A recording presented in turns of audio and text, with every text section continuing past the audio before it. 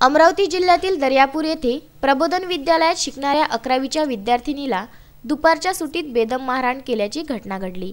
प्रबोधन विद्यालयातील शिक्षक नरेंद्र गोंडाने यांनी काही प्रश्नांची विचारणा करून विद्यार्थिनींचे दप्तर तपासले असता त्यामध्ये लिपस्टिक आढळल्याने शिक्षकाचा पारा चढला आणि विद्यार्थिनी व तिच्या मैत्रिणींना शिक्षकांनी अक्षरशः रॉड व पाईपच्या सहाय्याने पाठीवर व पायावर मारहाण केली। त्यामुळे विद्यार्थिनीच्या पाठीवर व पायावर शिक्षेचे व्रण उमटले।